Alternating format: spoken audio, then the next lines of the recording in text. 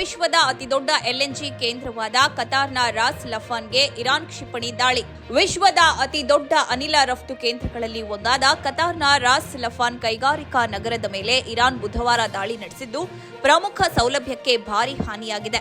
Qatar energy ಗುರುವಾರ ಮುಂಜಾನೆ ಹೇಳಿಕೆಯಲ್ಲಿ ತನ್ನ ಹಲವಾರು ದ್ರವೀಕೃತ ನೈಸರ್ಗಿಕ ಅನಿಲ ಸೌಲಭ್ಯಗಳು ಕ್ಷಿಪಣಿ ದಾಳಿಗಳು ಒಳಗಾಗಿದ್ದು, ಹಿಂದಿನ ದಾಳಿಯ ನಂತರ ಗಣನೀಯ ಪ್ರಮಾಣದ ಬೆಂಕಿ ಮತ್ತು ವ್ಯಾಪಕ ಹಾನಿಯನ್ನುಂಟು ಮಾಡಿದೆ ಎಂದು ತಿಳಿಸಿದೆ. ಹಾರ್ಮುಜ್ ಜಲಸಂಧಿಯನ್ನು ದಾಟುವ ಹಡಗುಗಳಿಗೆ ಟೋಲ್. ಹಾರ್ಮುಜ್ ಜಲಸಂಧಿಯ ಮೂಲಕ ಸಾಗಣೆಯಿಂದ ಸುಂಕ ಸಂಗ್ರಹಿಸುವ ಯೋಜನೆಗಳನ್ನು ಇರಾನ್ ಸಂಸತ್ತು ಚರ್ಚಿಸುತ್ತದೆ. ಈ ಯೋಜನೆಯಡಿಯಲ್ಲಿ ನಿರ್ಣಾಯಕ ಜಲಮಾರ್ಗದ ಮೂಲಕ ಹಡಗುಗಳು ಹಾದು ಹೋಗುವ ದೇಶಗಳು ಇರಾನ್ ಅನ್ನು ಸುರಕ್ಷಿತ ಮಾರ್ಗವಾಗಿ ಬಳಸುವುದಕ್ಕಾಗಿ ಸುಂಕವನ್ನು ಪಾವತಿಸಲು ಬದ್ಧವಾಗಿರುತ್ತವೆ ಎಂದು ಐಎಸ್ಎನ್ಎ ಸುದ್ದಿ ಸಂಸ್ಥೆ ವರದಿ ಮಾಡಿದೆ. ಇಸ್ರೇಲ್ ಇರಾನ್ನ ದಕ್ಷಿಣ ಪಾರ್ಸ್ ಅನಿಲ ಕ್ಷೇತ್ರದ ಮೇಲೆ ದಾಳಿ. ಇಸ್ರೇಲ್ ಪಡೆಗಳು ಆಡಳಿತದ ಗುಪ್ತಚರ ಸಚಿವ ಇಸ್ಮಾಯಿಲ್ ಕಥೀಬ್ನನ್ನು ಕೊಂದು ಬೈರುತ್ನ ದಶಕಗಳಲ್ಲೇ ತೀವ್ರವಾದ ವೈಮಾನಿಕ ದಾಳಿಗಳನ್ನು ಪ್ರಾರಂಭಿಸಿದೆ. ಕೆಲವೇ ಗಂಟೆಗಳ ನಂತರ ಇಸ್ರೇಲ್ ಬುಧವಾರ ಇರಾನ್ನ ದೈತ್ಯ ಸೌತ್ ಪಾರ್ಸ್ ಅನಿಲ ಕ್ಷೇತ್ರವನ್ನು ಹೊಡೆದುರುಳಿಸಿತು. ಇದು ಯುದ್ಧದ ಪ್ರಮುಖ ತೀವ್ರತೆ ಸೂಚಿಸುತ್ತದೆ. ಇಸ್ರೇಲ್ ಜೊತೆ ಕೆಲಸ ಮಾಡುತ್ತಿದ್ದ ಆರೋಪದ ಮೇಲೆ ಇರಾನ್ 97 ಜನರನ್ನ ಬಂಧಿಸಿದೆ.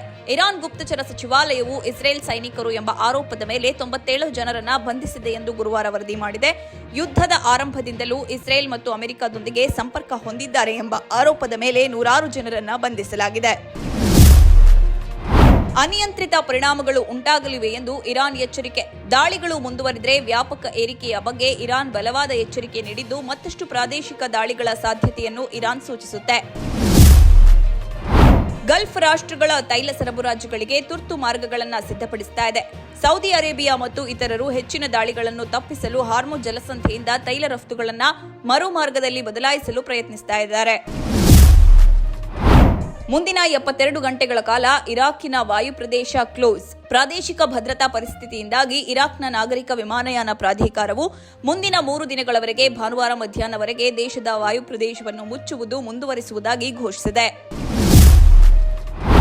ಇರಾನ್ ಕ್ಷಿಪಣಿ ದಾಳಿಯಿಂದ ಟೆಲ್ ಅವೀವ್ನಲ್ಲಿ ಕಟ್ಟಡಕ್ಕೆ ಹಾನಿ. ಇರಾನ್ನ ಕ್ಷಿಪಣಿ ದಾಳಿಯ ನಂತರ ಟೆಲ್ ಅವೀವ್ನಲ್ಲಿರುವ ಕಟ್ಟಡವೊಂದಕ್ಕೆ ಹಾನಿಯಾಗಿದೆ ಎಂಬ ಪ್ರಾಥಮಿಕ ವರದಿಗಳನ್ನು ಇಸ್ರೇಲಿ ಮಾಧ್ಯಮಗಳು ಉಲ್ಲೇಖಿಸಿದೆ.